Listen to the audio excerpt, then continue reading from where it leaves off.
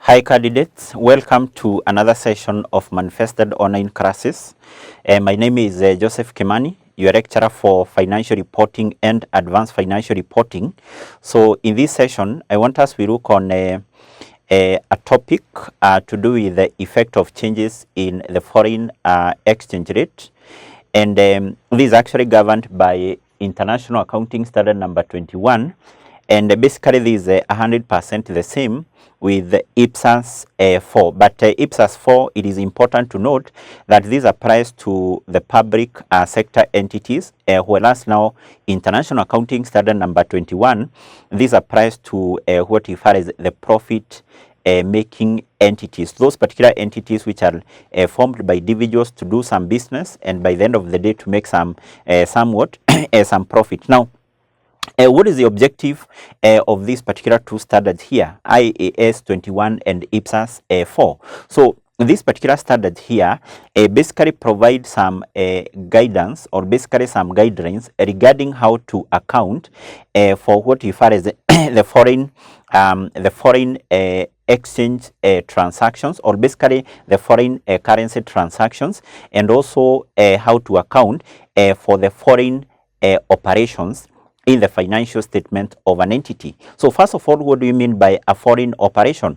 When talk about a foreign operation, this whereby, for example, a parent company may have acquired an overseas or may have acquired a foreign subsidiary. So when talk about an overseas or a foreign subsidiary, basically this is a subsidiary operating in a different country from the parent company's country of operation. For example, a company operating in Kenya can acquire, for example, a subsidiary which is operating in Rwanda, or even, for example, in Tanzania. So basically, that subsidiary operating in Tanzania or basically in Rwanda, we refer to it as a foreign subsidiary or an overseas subsidiary. So therefore, this particular standard comes in and basically provides some guidelines regarding how the parent company should include the assets, the liabilities, revenue, and expenses of such a foreign operation in the group account, of which it is obvious that because the foreign subsidiary prepare the financial statements using a foreign currency, those items of asset, liabilities, revenue, and expenses of the foreign subsidiary must be translated into something called a presentation currency. Later on, we're going to define what is a presentation currency, and also we are going to see that that particular currency which is used by a foreign subsidiary, or basically that overseas subsidiary, we refer to it as the fractional the fractional currency. But maybe first of all we can say that IAS 21 stroke IPSAS 4 stroke IPSAS 4 provide guidance on accounting for foreign currency transactions, foreign currency transactions, and the foreign operations in an entity's financial statements. In an entity's financial statement. Recall in this case we have said that a foreign operation, this whereby a company or basically a parent company may have acquired a foreign or basically an overseas subsidiary. Like maybe we assume we have maybe company A, which is a parent company, and this has acquired, for example, 80% shareholding in or 80% shares of company B, and maybe this company here, that is this subsidiary, it operates in Rwanda. Whereas now the parent company here, which is company A, is operating in Kenya. In Kenya. So this particular foreign subsidiary, or basically this particular subsidiary which is operating in Rwanda, we can refer to it as a foreign operation, or basically an overseas a subsidiary. So therefore, these particular two standards here provide some guidance regarding how this particular parent company should account for the assets, the liabilities, revenue, and expenses of this particular foreign subsidiary, or basically this overseas subsidiary, in preparing what we refer as the group account, in preparing what we refer as the group account. And in this case, when the parent company, which is operating in Kenya, is preparing the group account, it is supposed to use a certain currency which is known as a presentation currency. So what is a presentation currency? A presentation currency, basically we say, is a currency which is used by an entity in presenting the financial statement. For example, we know that taking into account there is a parent company, it is the one which has an obligation to prepare the group account. So when preparing the group account, it will prepare the group account using the Kenyan word shillings as a presentation currency. But on the other hand, when this particular foreign subsidiary is preparing its financial statement, it do that in accordance, or it basically prepare its books of account and also the financial statement using the Rwandan currency, which is basically a Rwandan franc. And therefore, these two standards here provide some guidelines regarding how to translate those items of asset, liabilities, revenue, and expenses of this foreign subsidiary into a presentation currency. So in this case, before we look on how that translation is done, maybe first of all we can define some few terms here. We look on definition, definition of terms, definition of terms. So here we need to define two terms. The first term we need to define is something called the presentation currency, presentation currency. And we also have another term we are going to define, which is called a fractional currency. First of all, when we talk about the presentation currency, this is actually a currency which is used by an entity to prepare or to present its financial statement. So therefore, you can say that this is a currency used by an entity in preparing its financial statements. In preparing its financial statement. For example, in this case, we have said that this particular parent company, which has now an obligation to prepare the group account, it prepare the group account using the Kenyan word shilling. So that currency which will be used by the parent company in preparing the group account, we refer to it as the presentation currency, presentation currency. So the other term we need to define, number two, is something called the fractional currency. The fractional currency. So when we talk about the fractional currency, on the other hand, we say that this is basically the currency of the primary economic environment in which an entity operates. So therefore, you can say that this is the currency of the economic that is primary economic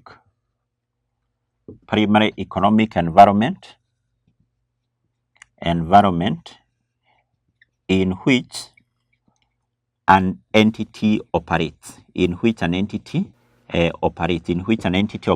and in this case we can say that it is usually the local currency. It is usually the local currency. It is usually the local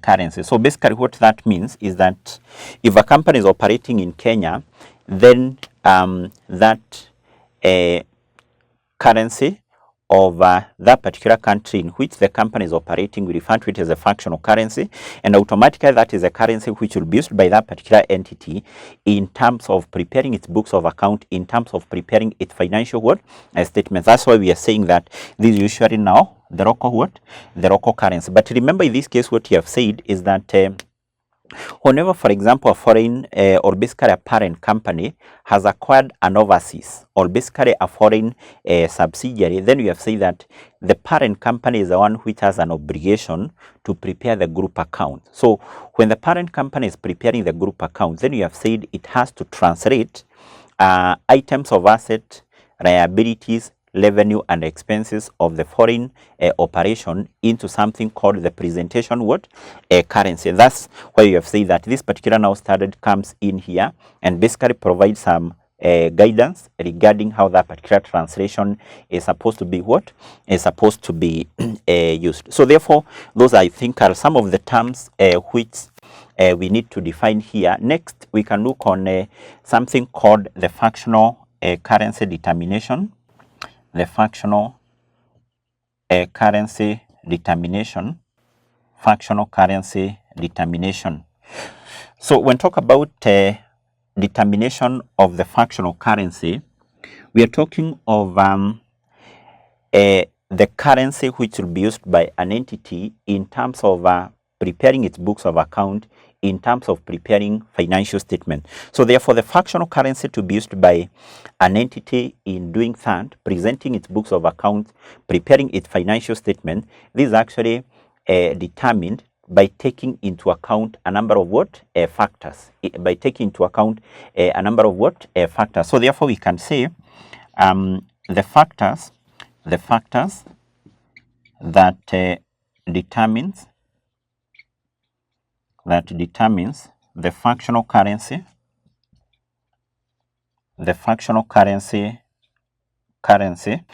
of an entity include the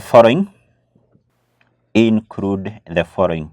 So one of the factor is something called the sales. Is something called the sales. So basically, in this case, when talk about the sales, here we are talking of the currency used by an entity when making its sales. If, for example, an entity is making the sales in Kenyan shillings, is making the sales in Rwandan franc, then mostly that will be the currency which will be used by such an entity in preparing its books of account and also preparing the books of account and also the financial statement at the end of the year. So therefore, this is actually one of the factor, that is the sales. And number two is something called the financing. So what do you mean by the financing here? When talk about financing, basically we are talking of the currency used by an entity when borrowing. If, for example, an entity when leasing finance, the finance is raised in Kenyan shillings or maybe in US dollars. So the currency or basically that currency which is used by the entity when borrowing is the one which equally will be used by that particular entity in preparing its financial statement and also in doing what?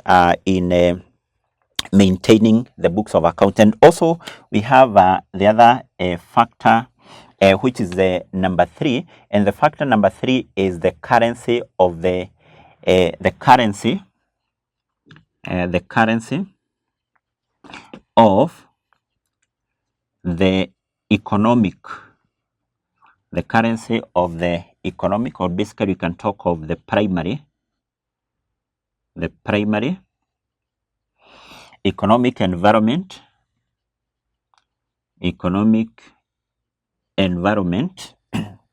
of the entity's operation, operations. So basically what this means is that the currency to be used by an entity in preparing its books of account and also the financial statement majorly will be the currency of the primary economic environment in which the entity operates. So mean that if an entity automatically is operating in Kenya, is likely to prepare its books of account and also its financial statement using the Kenyan what? Shillings. If an entity is operating in Rwanda, mostly it is supposed to prepare its books of account and also the financial statement using the Rwandan what? Franc. So therefore, these are basically the 3 factors which determines the fractional currency which now an entity will be using in doing what? in presenting the financial statement, in preparing the financial statement, and also maintaining the books of what? Maintaining the books of account. Yes, so next let's look on something else known as the foreign currency translation. Foreign currency translation. Foreign currency translation. Translation. So when talk about the foreign currency translation, basically this is the process through which now those particular transactions which are undertaken by an entity and which are denoted using a foreign currency should be translated into presentation currency, should be translated into a presentation currency. Therefore, when translating the foreign exchange transactions, according to this particular tool studied here, then there is some rules to be followed here. And maybe first of all, we can talk of initial recognition. Initial recognition. When talk about the initial recognition, we are talking of how any foreign currency transaction should initially be recognized, should initially be recorded in the books of account of an entity, and which exchange rate should be used by such an entity in translating those particular foreign currency transactions. Initially, those particular transactions are supposed to be translated using the exchange rate which was existing at the date of the transaction. So therefore, you can say initially foreign currency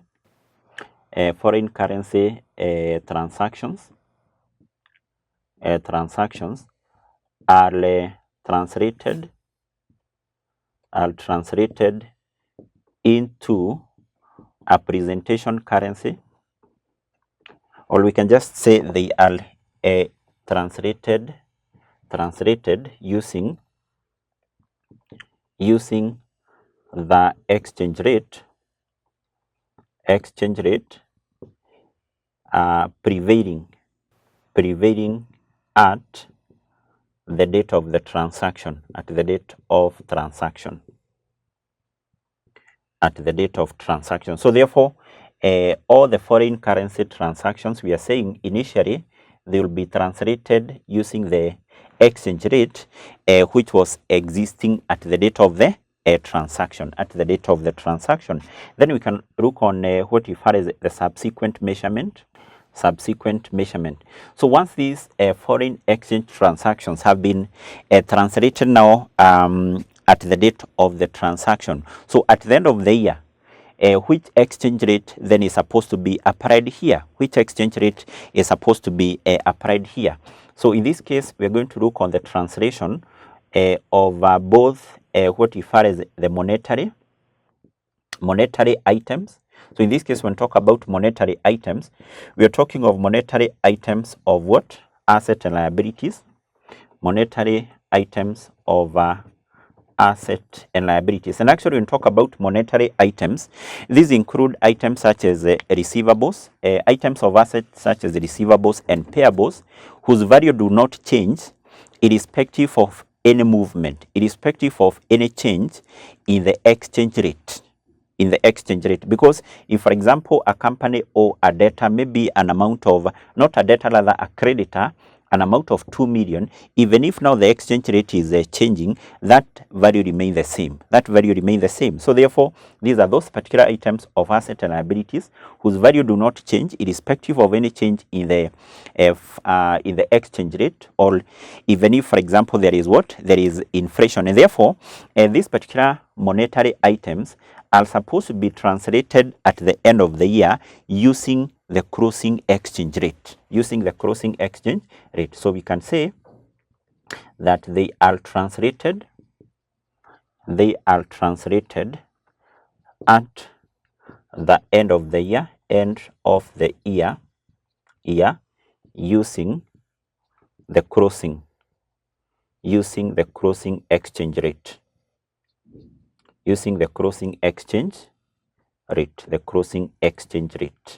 using the closing exchange rate. And then from there we can look on the translation of non-monetary items. So when talk about non-monetary items, we are talking of items of assets and liabilities such as PPE, such as inventory, whose value will keep on changing from time to time as a result of change in things like the foreign exchange rate and also things like inflation. So the value for this asset is not static. It do what? It keep on changing. And therefore, this one are translated at the end of the year. We can say that they are translated at the end of the year using the historical exchange rate. Actually, when we talk about the historical exchange rate, we are talking of the exchange rate which was prevailing at the date the transaction took place. If, for example, the company acquired maybe an item of PP 2 years back, and on that date, the exchange rate was maybe like $1 was equal to 100 Kenyan shillings. So then these non-monetary items, including items of PP, including items of inventory, are supposed to be translated into presentation currency using the exchange rate which existed at the date of the transaction. At the date of what? At the date of the transaction. So then next we can look on something to do with the translation of the financial statement of a foreign operation. So we have translation of financial statements of a foreign operation. Foreign operation. Remember, in this case, we have said that to talk about a foreign operation, basically, we have said that this is a subsidiary which is acquired by the parent company, and this subsidiary happened to be operating in a different country from the parent company country of operation. So that particular foreign subsidiary, or that subsidiary operating in a different country from the parent company's country of operation, is a foreign operation, or is basically known as an overseas what? Subsidiary. Now, in this case, what you have said is that when the parent company is presenting the group account, preparing the group account, the parent company should do that using a currency which is known as a presentation currency. So, like a parent company operating in Kenya, it has acquired a subsidiary operating in Rwanda. So that subsidiary operating in Rwanda prepare its books of account and also financial statement using Rwandan franc. But when the parent company is to prepare the group account, they must be prepared in Kenyan shillings. So how are the various items of asset, liabilities, revenue, and expenses of the foreign operation be translated into what? Into presentation currency. And basically that's now what we are referring to as the translation of the financial statement of a foreign what? Of a foreign operation. And in this case, actually, we have two methods which can be used. But before we look on the two methods, we can say that the financial statement of a foreign operation must be translated into presentation currency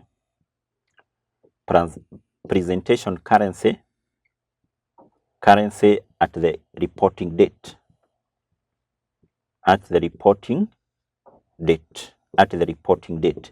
So, for example, whenever the parent company which is operating in Kenya and which has acquired a subsidiary operating in Rwanda, when it is preparing the group account at the end of the year, it has to translate the financial statement of the foreign subsidiary into presentation currency, which you have said now is the Kenyan what? Is the Kenyan shillings. So in this case, we can say that there are two methods which can be used. Two methods can be used in the translation or in the translation process.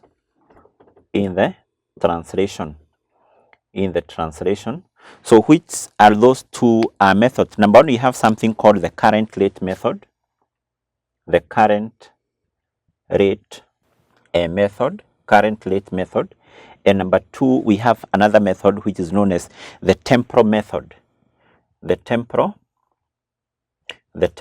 method. So these are basically the two methods which can be used by an entity in translating the financial statement of a foreign what operation. And in this case, the methods now to be used mostly depend with like two depend or basically is determined by two factors. So maybe you can say that the method to be used, the method to be used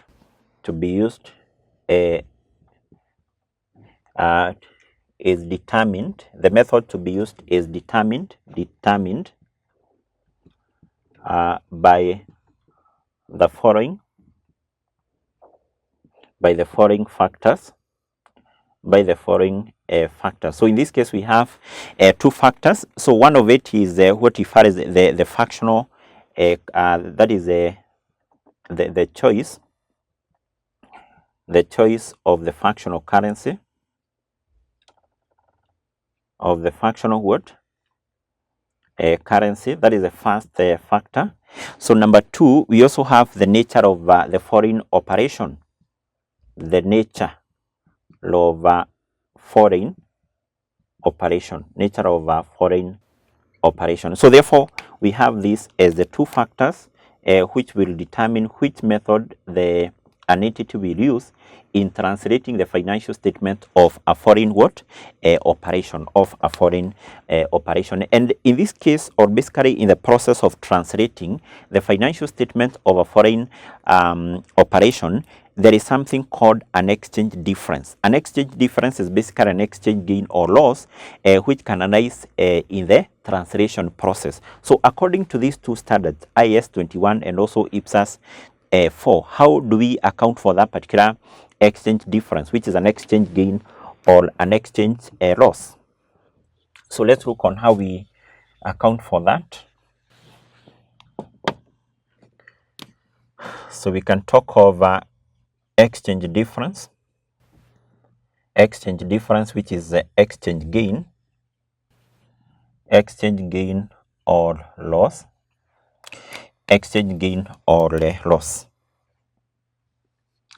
So, and we say that the exchange difference,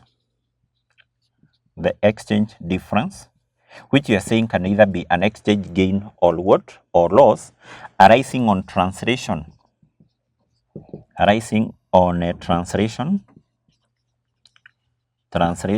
of foreign operations, financial statement is recognized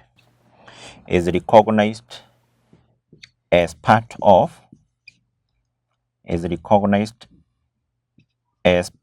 of the profit or the loss. As part of what? The profit or loss. Is recognized as part of the profit or loss. So basically what that means is that when an entity is preparing the financial statement, then that particular exchange difference, which we are saying is an exchange gain or loss, then in this case we are saying that this will be recognized as part of what? As part of the profit or loss. So finally, we can look on the disclosure requirements in accordance with the IAS 21 and the IPSAS 4. Disclosure requirements.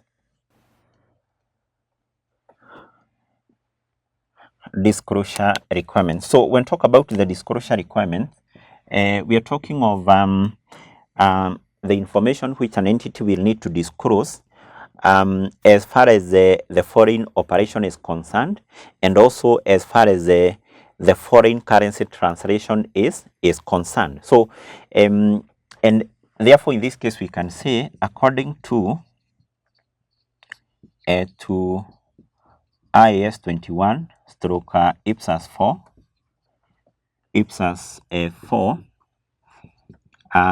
entities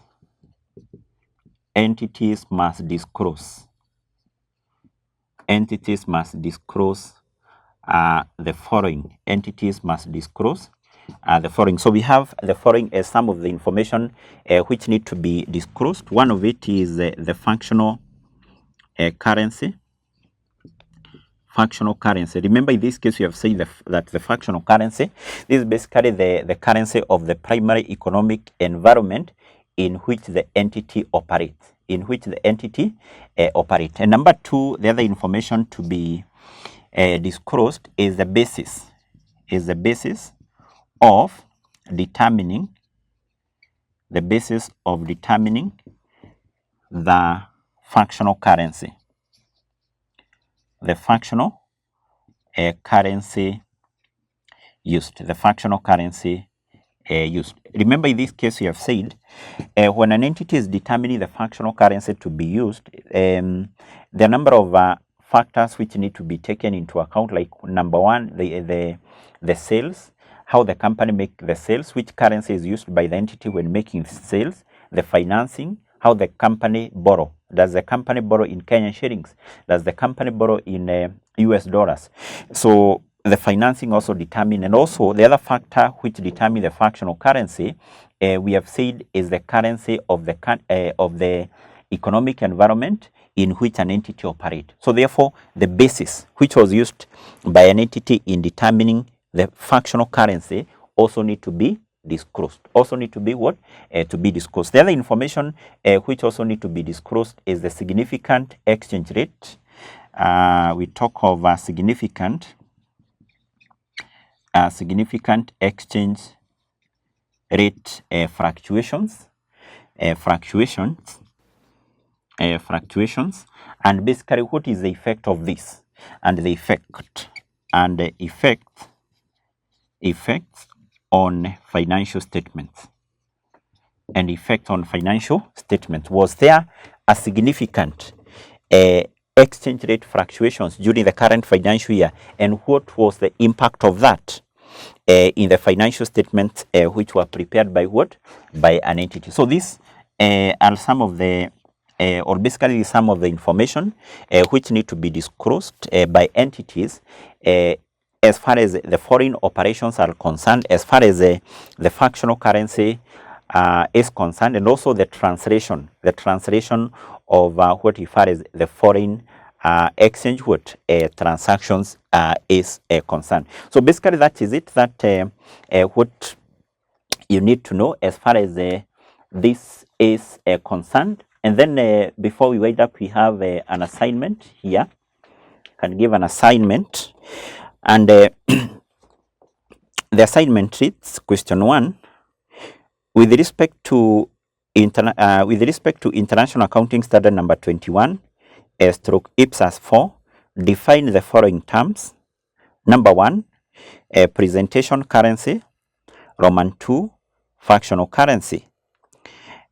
Question 2, explain the factors that determine the functional currency to be used by an entity in presenting its financial statements. Question 3, explain the accounting treatment of any exchange difference arising on translation of goodwill and the net asset of a foreign operation. So that is today's assignment.